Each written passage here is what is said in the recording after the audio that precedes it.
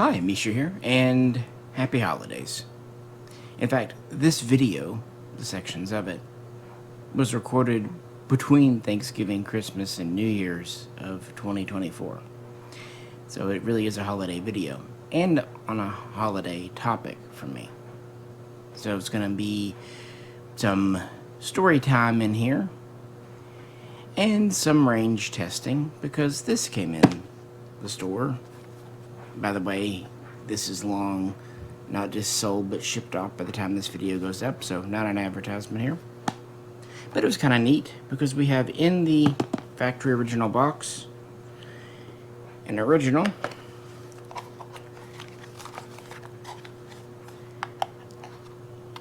Interarms imported, West German marked, Walther, or if you prefer, Walther PP Palazzo pistol, and the original and correct 7.6532.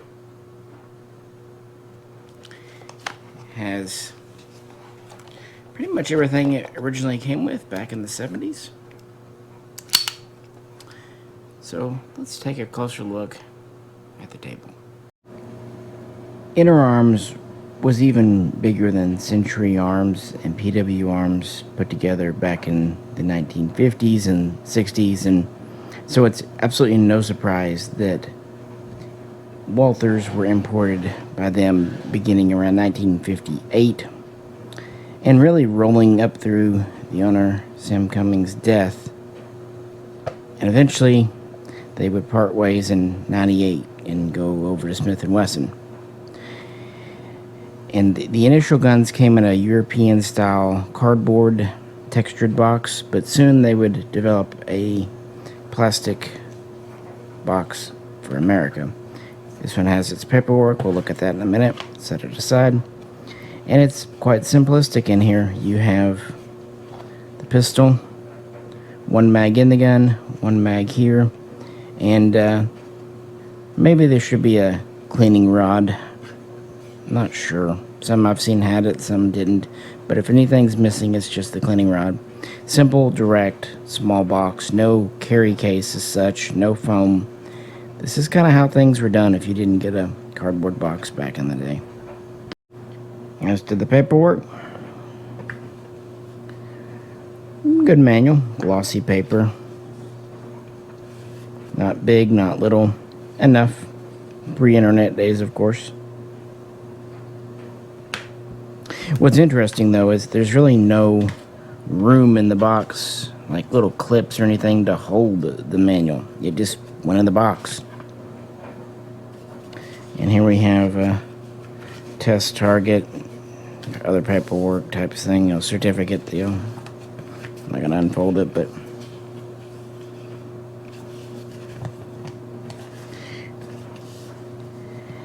and aside from maybe a few other cards, leaflets, flyers, this is pretty much what you got. And the PP series was heavily advertised in magazines at the time and heavily considered as fine Teutonic craftsmanship. Even though, ironically, the bulk of the work was done in France, and in fact, the earlier guns were simply marked Walther Manurhin. Nice, correct example. And we felt like test firing it. James Bond. And I wanted to get Fox's take on it. As most know, he's not the biggest fan of more traditional pistols, and he doesn't have a lot of experience with .32. Then again, a lot of folks these days don't. However, I said just a second ago, this is the proper chambering for this gun. So I will explain why I definitely prefer this over .380, which is kind of the more popular selection, at least it has been for the past few decades. Now let's try a mag without the thumb rest. Or we'll do that. So before we see how this old gun that is just now turning 50 years young shoots at the range, please do like, share, and subscribe. Also, check out some of our older Walther videos on the channel. We have a few. And if you'd really like to help support us as we round out into this new year, check out the link to Patreon. And with that, let's load up a couple of mags, test fire it, and go from there.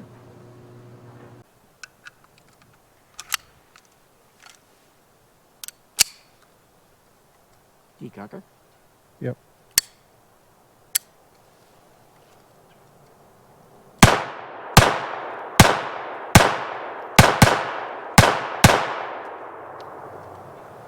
Worked very well for me. And that was with the magazine you usually see with the finger rest extension to the grip. Standard 8-round mag.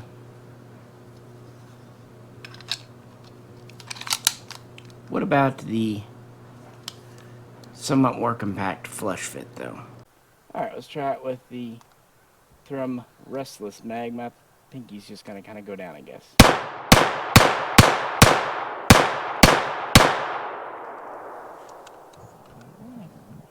Of course, no manual release. Just gotta drop the mag and do that. While it's nice to have both styles of magazine, the finger rest definitely helps in every conceivable way.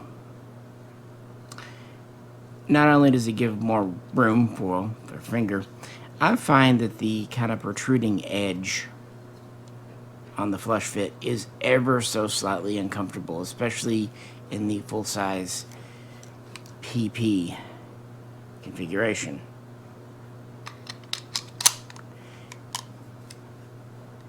But let's see what Fox thinks. Make sure I don't get bit by this little booger. Do I have a hang up? Nope.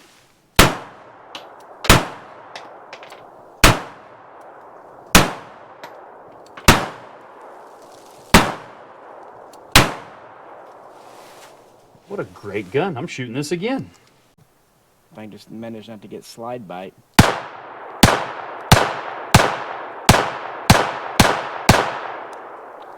Successful. Round 2.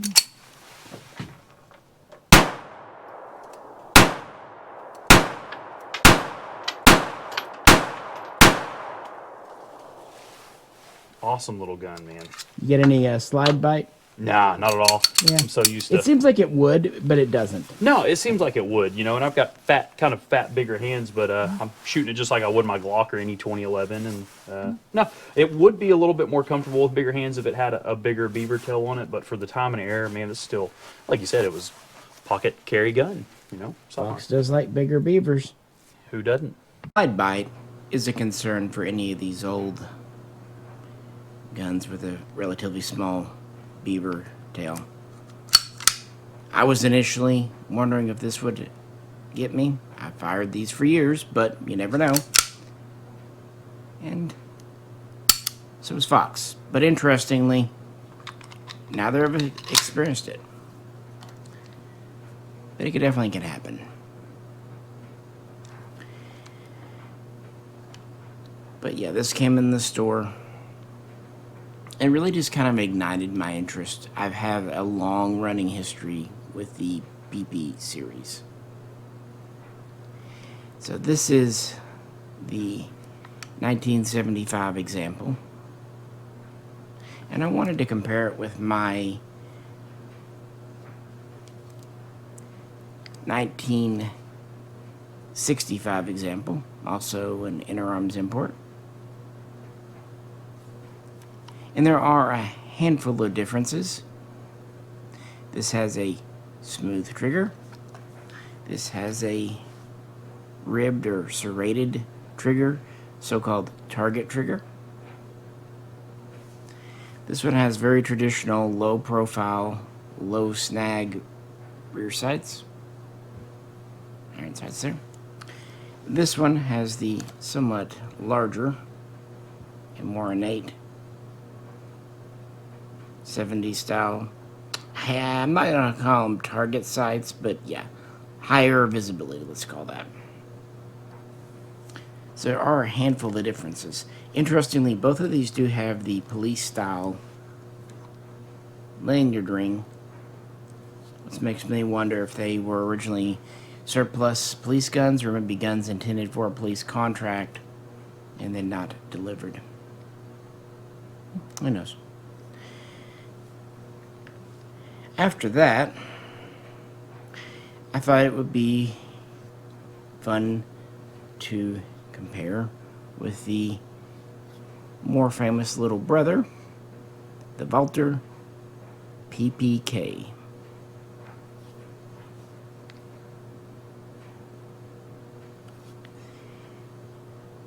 And shoot it.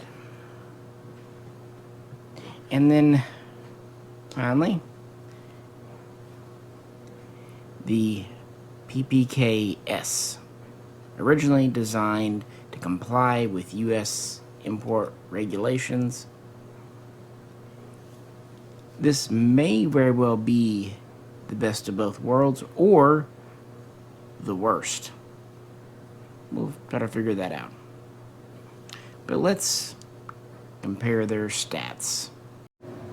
Comparing the size of PP, PPK, PPKs. The original was about 6.7 inches long, with the PPK at about 6.1. And of course the PPKs, when it comes to the slide barrel length, would be the same as the PPK. But the grip is the longer PP style, because this holds 8, this holds 7 and 32. And the difference is not much, maybe a 1/4 inch, maybe slightly more, slightly less, but not much.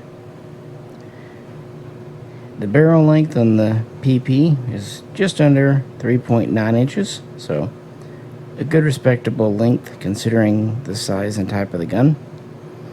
And the PPK is still quite respectable at a little under 3.3 inches. For a compact gun with a 32 caliber, that's fine. As for the weight, since the PP is all steel, with steel front and back straps, it's around 24 ounces. So, 1.5 pounds unloaded. The PPK did what it could to address that. Shorter barrel, shorter slide, shorter grip. They also went to a wraparound grip, so no external metal backstrap. This saved some weight, which brought it down to about 21 ounces. Going to the PPKs, since we're having a PP frame again, but the shorter this, we're back up to just under 23 ounces. So picking this up, it's closer to the PP than it is the PPK. Now, of course, there was the PPKL, the lightweight aluminum frame version. Those are very uncommon in America because they weren't even introduced post-war until 1964, meaning that by 68, when that came through, very few had been able to make it over. But they were based on a model created right before and during World War II, known as the PPK Dural, which was quite light, about 17 to 18 ounces. And while I don't have a post-war PPKL, I do have a wartime era PPK Dural marked gun, which is, it's in its own video. And of course, the 22 versions and all that are slightly different on the weight too, but we're just talking generalities here.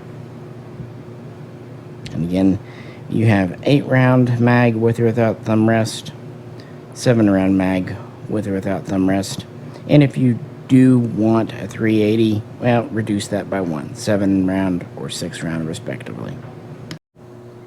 Here is my slightly earlier one and the one in the box together. You can see they're pretty much identical. Again, trigger different, rear sight Slightly different. And of course the year mark on the chamber gives us an indication of when it was made, when it was proofed, all that good stuff.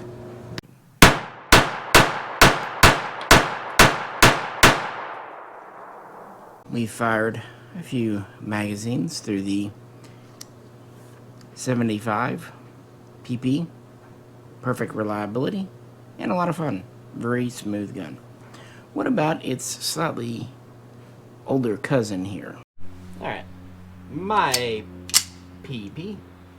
We'll use these all with the finger rest mags. You know, it kind of seems to me, feels to me, since we're shooting the same ammo, that this slightly earlier PP is just a little bit softer shooting or flatter shooting than that later one. But it could just be, you know, perception. So later on we'll check with Fox, see what he thinks. But either way, question.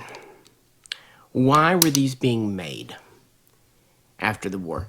You know, following World War II, some of the guns made before and during the war were put back into production. Others were not. Why this PP? And why the series in general? And why do I think 32 is the correct answer to the caliber here? Walther introduced this in 1929 for the police market, was secondary thought for the military, and it was actually meant to be a larger scale version. You know, before that they produced guns like the Model 4 and the Model 8, and a lot of the 32s of World War I era were this size or smaller. It's really with the interwar area you start to see things like the Browning 1922 and whatnot. And that really has to do with European police. In America, revolvers were king before World War II, and would actually remain pretty popular with law enforcement throughout the 60s and into the 70s.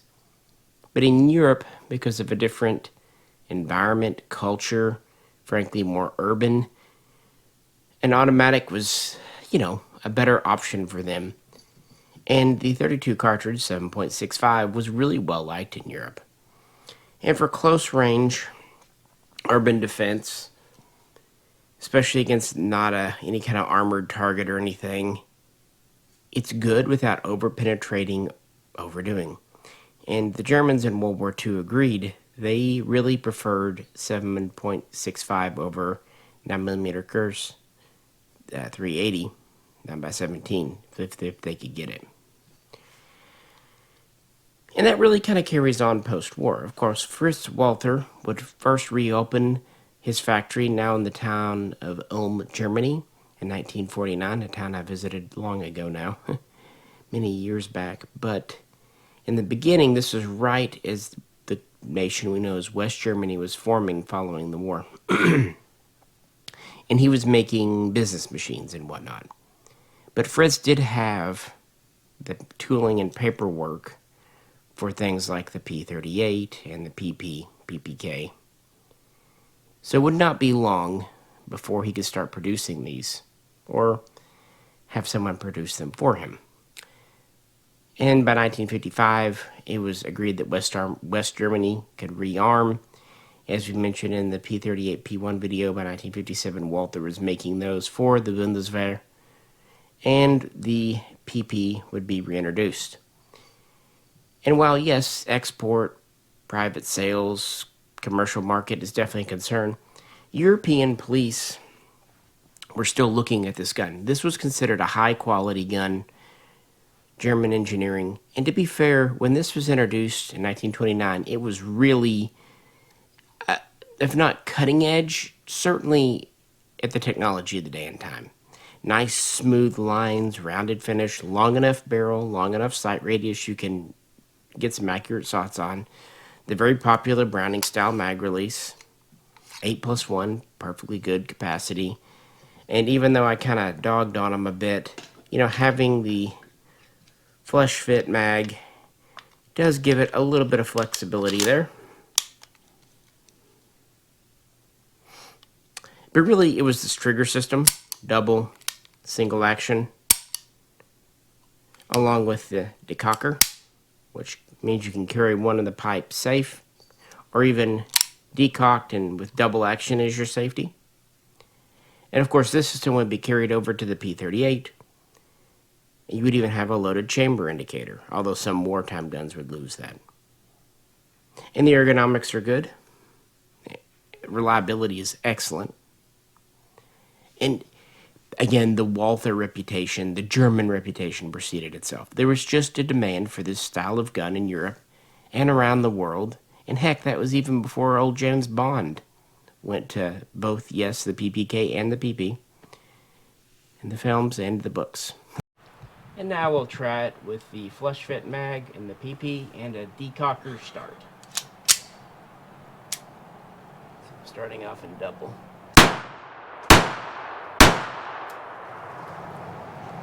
Little less pleasant with the finger rest, but not too. Before we move on, why 32? Well, I've really admit I'm biased. 380 is just not as reliable out of guns like this. These direct, simple blowback guns. It's the same length of cartridge, essentially, but it's a wider bullet. So it's just more square. I find that 32 just feeds better, longer, more narrow. It's also, a lot of times, out of guns, not always, but a lot of times, more accurate. But most importantly, the way the feel is. Since this is just a direct blowback gun with just a spring and then and that's it, I find that 380s almost always tend to be very unpleasantly snappy. And even more so than 9mm, like 9x19s, because a lot of, those guns, by and large, are not direct blowback. They are, of course, a type of locked breech system. Yes, I know there are a few actual blowbacks like this, Astra, but I digress. I just find 380 to be less pleasant, no more accurate, maybe even less accurate, definitely less reliable in my experience. You also get one less cartridge in most guns. And I don't really know that it does any better. I mean, in theory, it's a bigger bullet, but 32, the extra round, the follow-up shots, it just seems the more logical choice. Also, there have been times in the US where it's very difficult to find new 380 ammunition at the store, and when you do, it tends to be rather spendy. Don't get me wrong, 32 is not cheap, but 380 can get even more expensive. And then I'd say the final thing is, I have plenty of guns in 9x18 Makarov, so my attitude is just kind of, what do I want? A 9x17, and then a 9x18, and then a 9x19. And this goes back to my early days of gun collecting and buying and shooting, when I had to be really choosy. And just back then, I kind of decided I'm going to avoid 380s.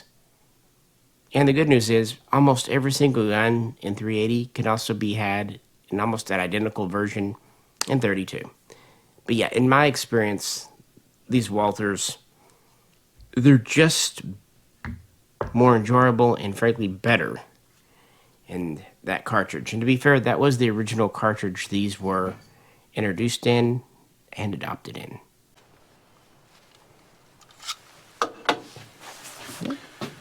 They're shockingly a lot of fun, aren't they? Yeah, that thing's cool. It's like a tamed down 9mm, pleasantly surprising. Not a lot of recoil, but also I finally figured out the iron sights. I was able to hit the cans a few times, but yeah, what a great classic gun. Cool. Now, what about the PPK here? Also, why does this say Manurhin on the side? Very interesting story. If you know it, join in with me and kind of reminisce. If you don't, buckle up. It's pretty cool.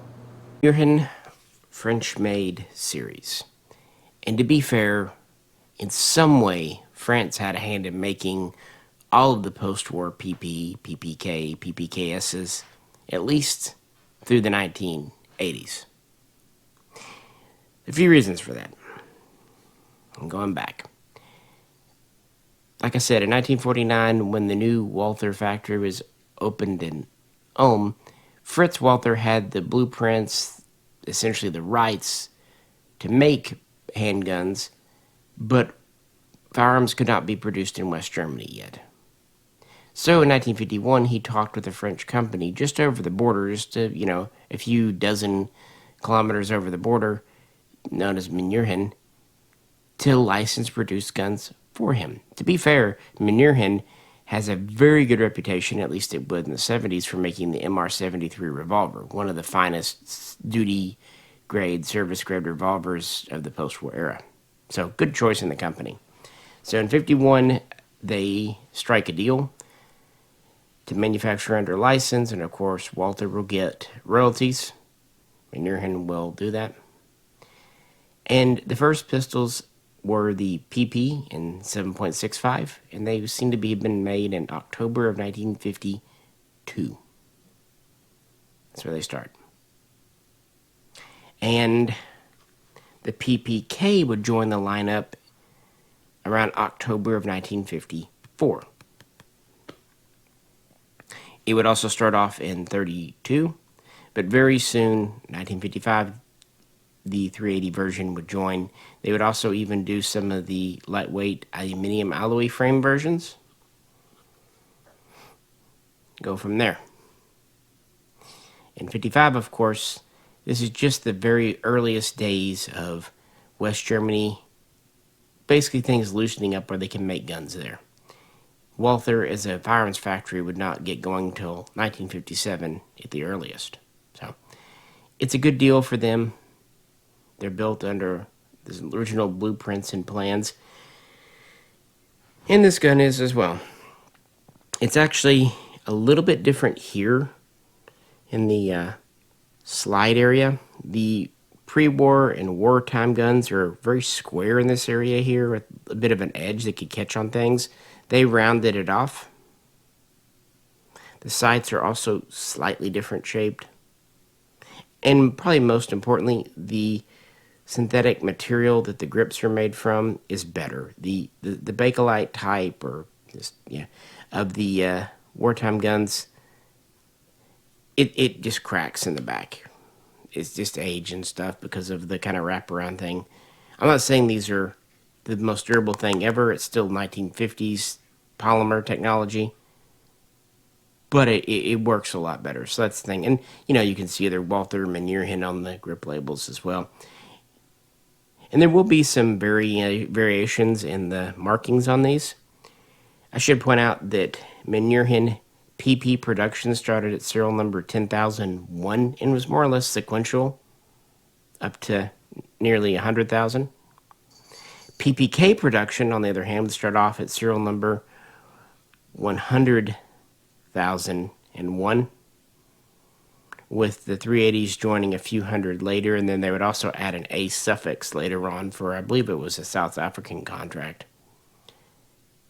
So I think that's pretty neat.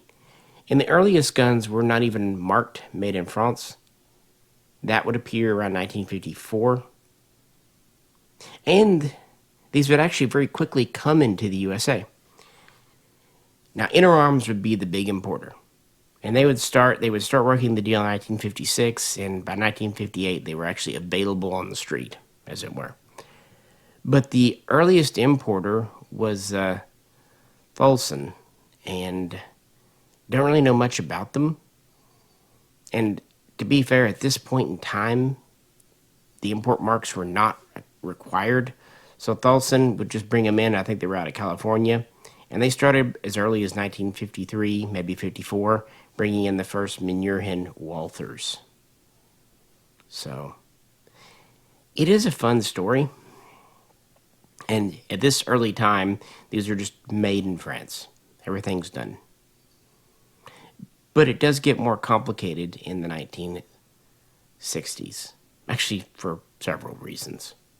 Were made for war, who was carrying these in the French military? Was it generals, officers, general soldiers? Most of the post-war guns would go to the police. Okay. German, French. I'm not going to say some like in Indochina didn't end up with the Manurhin, but more of a police gun by the 50s than anything else. Gotcha.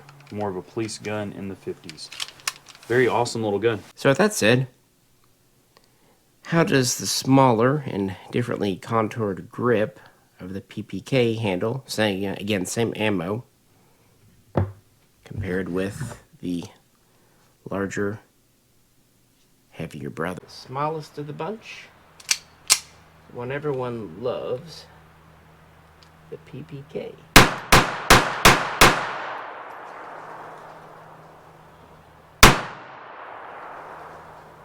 Put one extra in there than I thought. Yeah, perfect reliability. Quite naturally, yeah, the larger PP is a little less flippy and whatnot. But I will say the wraparound, more rounded grip of the PPK, it's pretty comfortable, frankly. And as I said, I have a bit of a holiday connection. One of my earliest firearms purchases was actually a pre-war, wartime PPK from a pawn shop that a friend had heard of. And that was something we did right, like the day after New Year's, going back 25 years ago. Drove down there, I picked it up, paid for it. The problem is, and the reason I still don't have it today, and I didn't know this back then because I was new to guns, someone had scrubbed some of the legend from the slide. But it was one of my most prized, valuable things for a very long time. I didn't realize it'd been kind of monkeyed with. You live and learn. This one here, I actually bought a couple years later from a local gun shop, and we got there right at closing on a Friday. You know, say 5 o'clock, closed at 5:30, and there was a gun show the next day. And he had this gun here. And back then, as I kind of alluded to earlier in the video, the French made PPKs and PPs. They weren't looked down on. In fact, I had bought a PP earlier, just standard PP, that was Manurhin marked. They were just seen as a good entry shooter level compared with the, German versions. Anyway, this guy at this pawn shop in this Arkansas town had this gun. And asked him what he wanted for it. $300. And the reason he made a good deal, he didn't want to take it to the gun show. And to be fair, this was the exact kind of thing that would get lost or stolen at a gun show. So paid him cash money, and I bought it as a shooter grade back then. And still have it today. Funnily enough, I don't have that original one because it turns out it had issues. And turns out this gun is actually much rarer than I thought it would be. Not only is it a relatively early serial number, you just don't see many post-war PPKs in this country. And of course, there's a big reason why. So yeah, it was one of those accidental great buys. It came with a leather holster, and it did also come with its flush fit magazine.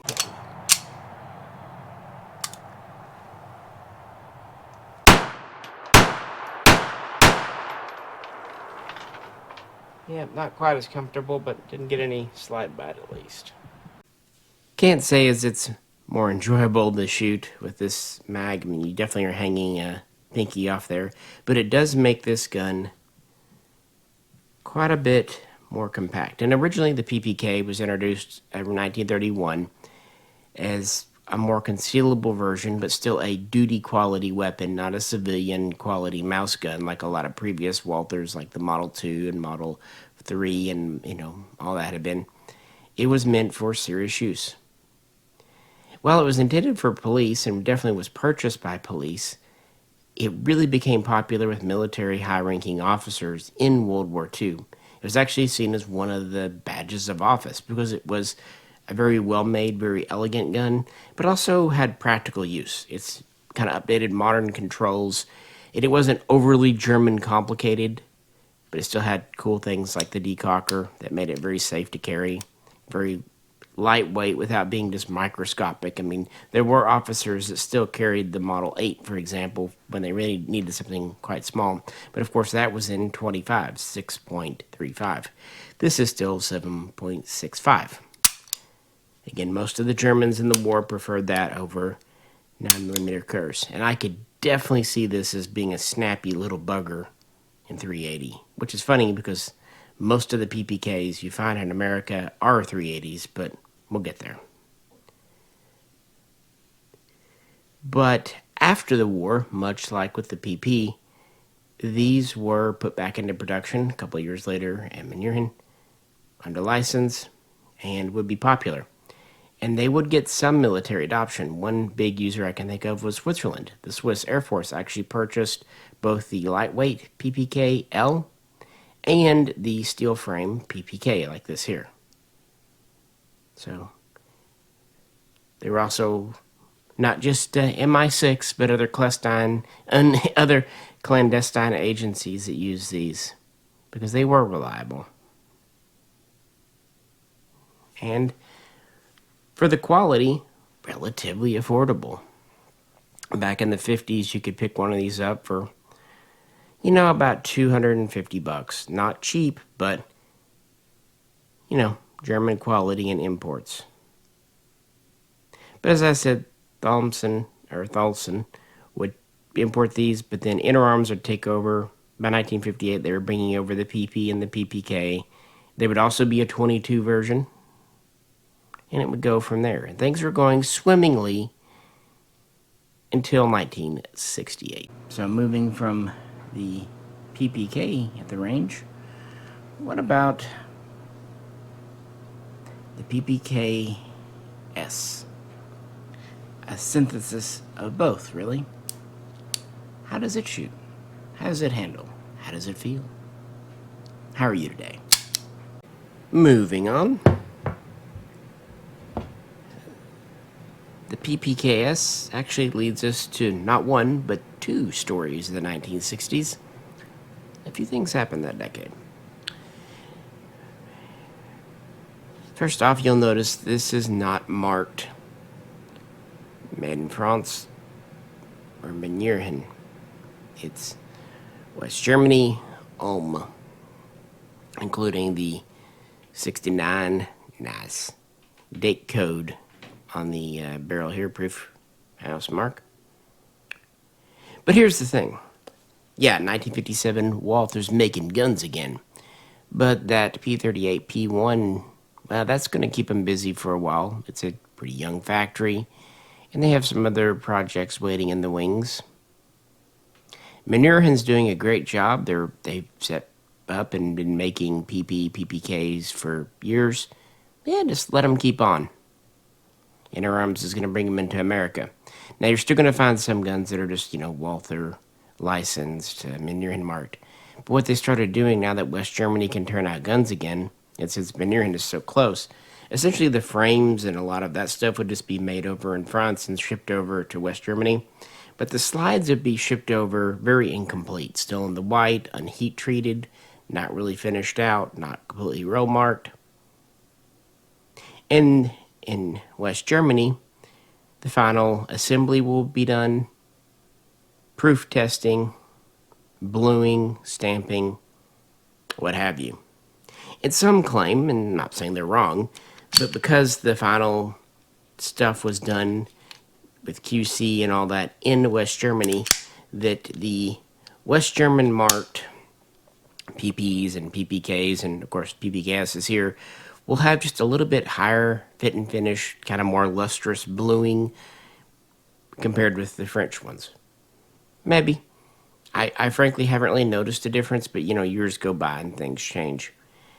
But I will say, while it's pretty correct that all the post-war guns in this period are French-made, there is still a difference between the ones marked West Germany and the ones marked France.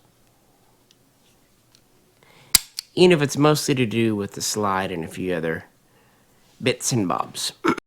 Laid out here with their alternative magazine. But Interarms had good luck bringing these over to the USA. However, in 1968, the Gun Control Act was passed, the GCA.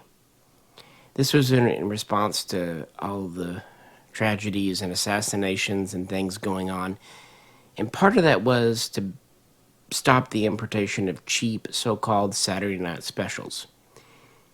And to do that, they set up a points system with handguns. And there were a lot of things that gave a handgun a point.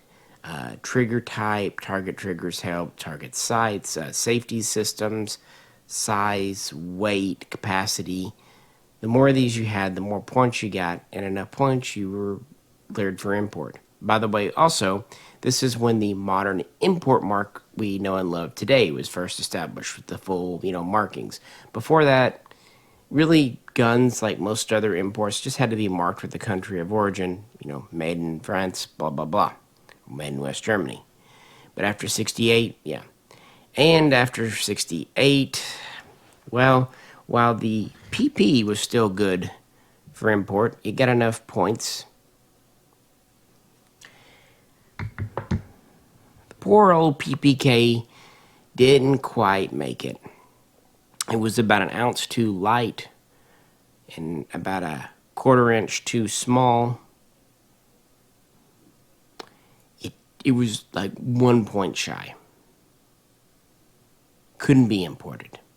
That's why in America, actually pre-war and wartime, PPKs are more common than post-war, be it West German or French marked ones. Again, I didn't realize what a pretty nice pistol I was picking up at that gun shop years back till years later. And luckily it came with both mags and the holster, and pretty neato. I didn't get the box with it though, which, me, I don't really care about boxes, but that would have maybe been even the clincher. But it was a good market. James Bond is popular, and Interarms has got a good business going, and Walther's doing well. They're still selling these to police agencies, but times they are a-changin'. They need that U.S. market. So, around mid-1968, the minds there get to work, and they dream up the PPKs, PPK/S, S standing for sport. Say it with a German accent, though. And yeah, this is the frame from the PP with the barrel and slide from the PPK. They also gave it the ribbed trigger. They would appear on most later, and the updated sights. We have the 8+1 capacity, and here's its flush fit mag.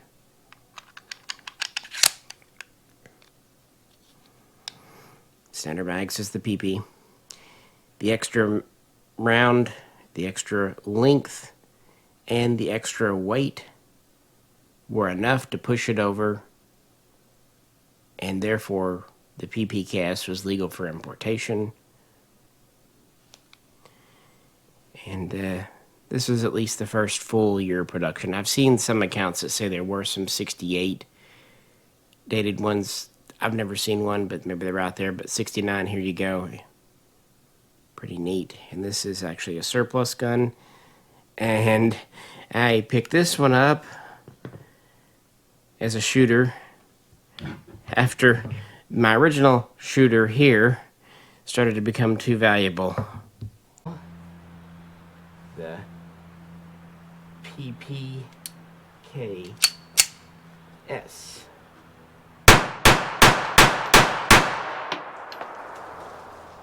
Really about the same.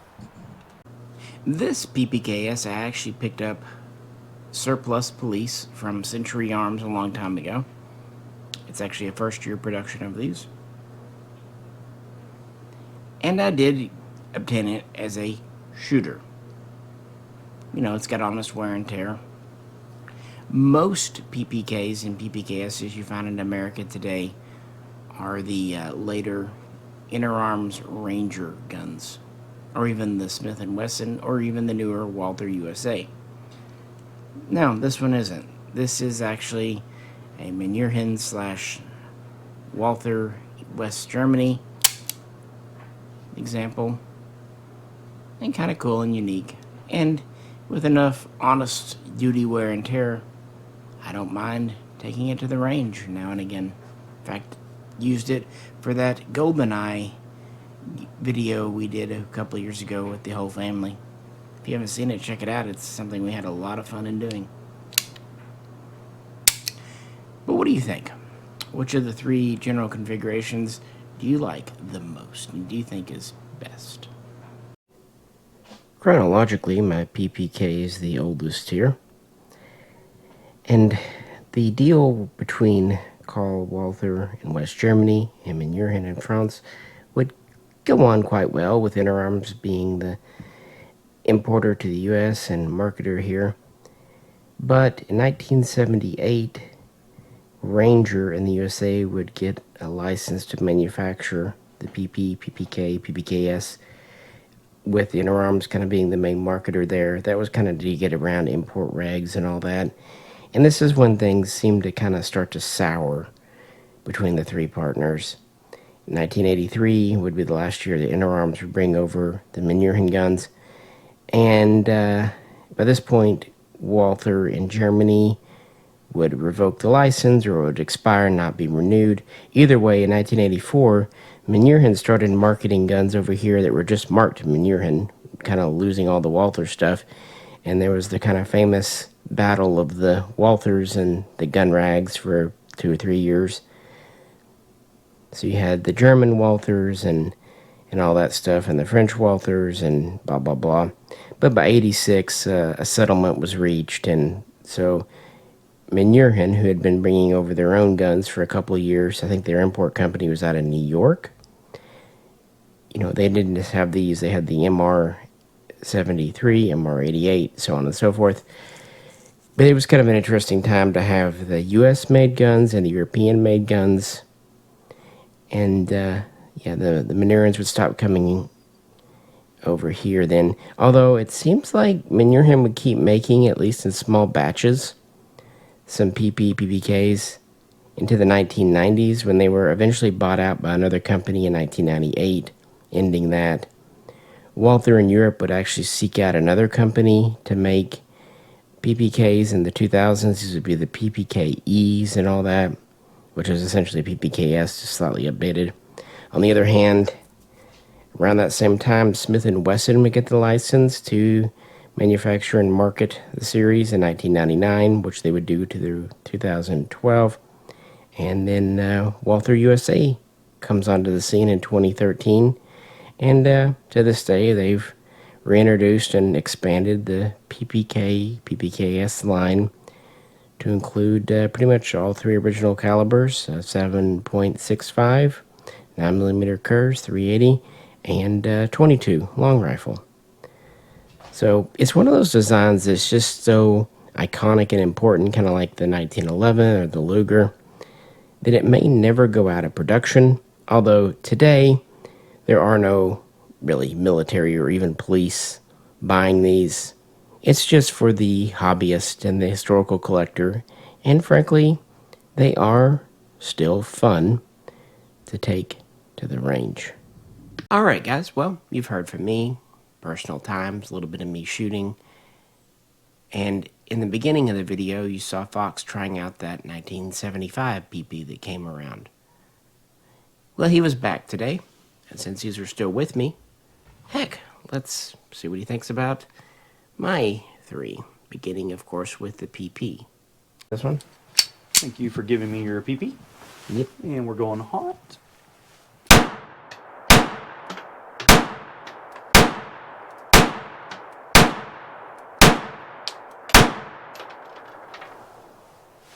What a flat shooting gun. Is it just me? Or does that one seem a little bit flatter shooting than that last one? Definitely flatter. Okay, Yeah. it's not just me. No. Interesting that he also thought it had noticeably less felt recoil compared with the other one. Not a huge amount where I'm thinking, oh, something's wrong with that one. No. Just, you know, maybe someone switched out the spring in this one, put a different spring in, because obviously I bought it used. who knows? Things happen, or maybe he just hasn't had as many rounds put through it.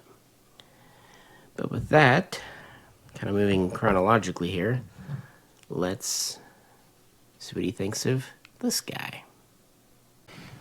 Noticeably different. Definitely a great, what I would consider early subcompact. I like the little pinky rest there. Reminds me a lot of my little 380. Going hot. A little more nippy.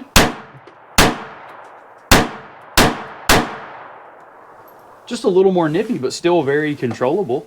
Yeah, for its size, I don't think it's too... I don't either. Kind of a heavier gun, but love these Bakelite grips. Kind of beaver bark. Those look awesome. Fox better feel special. I don't let many folks handle my PPK, much less shoot it. But nah, I thought that was neat. I think everyone needs to shoot a PPK at least once because of their historical importance and James Bond connection. And I thought it was kind of neat that he enjoyed the coloration of these grips. Interesting what folks pick up on sometimes. But yeah, a little bit snappier. He's not wrong there. Hey, Leva.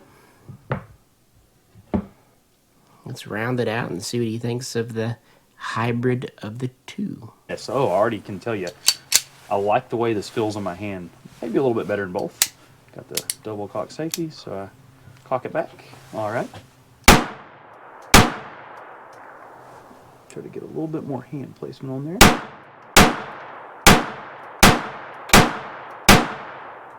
Interestingly, he had kind of the least to say about this one, the PPKs. Who knows? But I will say, out of the multiple days, he and I, and then myself alone were shooting, 0 reliability issues. Not a single jam, stovepipe, failure to feed. Even the slide held back every time. The only failure was at the very beginning of this video. I stuck it in just to be funny. Was me dumping that mag out accidentally when we were switching them because I didn't quite have it in there. That flush fit, you know, went to slam it in and the other gun and it didn't quite go. That was the only failure. That was 100% me. I'll own it when I screw up. At least most of the time. But yeah, that was Fox's take. And some of the stuff, I think I'm winning him over for some of the older. For sure, I like the PP. Alrighty, folks. Hope everyone is having a good one. Like I said, this started off with this guy coming in the store, original box, paperwork. And I thought, well, let's test fire it, make sure it runs before I market it. Again, by the time you see this, this is long sold and shipped out to hopefully a new happy owner. And then I thought, well, it's with me. Let's let Fox try it out. And then on the next range trip, I brought mine out. Why not? Complete a set and make a video. And while the pre-war and World War II era PPKs often get the most attention and glory, rightfully so, today shooting one because of the increasingly more brittle, fragile grips is less than ideal. But this one I picked up a long time ago, as I said, and it's the closest thing I'm going to find to a true import shooter. When I did get this, the Walther Manurhins were just shooter priced. I think these days, though, even they are starting to climb up. But it's a good representative. You can always get a Ranger or a Smith & Wesson or a Walther USA example. And they're just neat for what they are and what they represent. Not just because of Bond, but also their World War II and Cold War police history. And I do think the PPKs is a bit of an underdog. And maybe I just like it for that. You get the longer grip, the extra capacity of the PP. The extra weight actually helps in shooting. But you get the kind of cool stubby barrel of the PPK. But maybe I'm wrong. Let me know. Either way, I appreciate you hanging out and talking Walthers with me. Just a subject I really enjoy. A gun that was, if not ahead of its time in the 1930s, certainly a trend setter and a technological booster, and that's why it remained relevant not just within civilian shooting circles, but even police throughout the 1960s, and one might say into the 1970s. That's when it starts to really kind of show its age, be it 32 or 380, but yeah, I digress. But it stayed relevant for quite a long while, and with good reason. And the quality of manufacturing never really wavered, be it the original German production or the later French or West German production.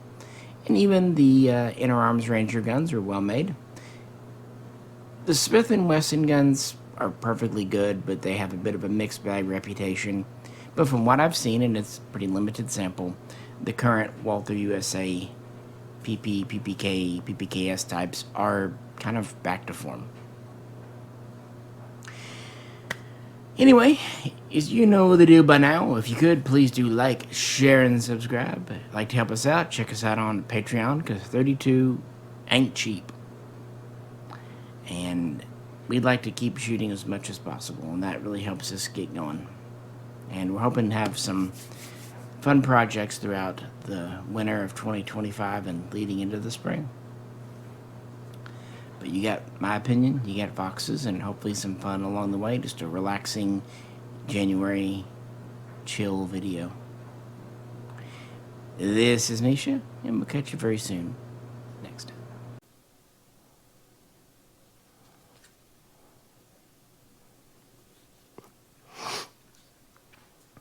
Fox better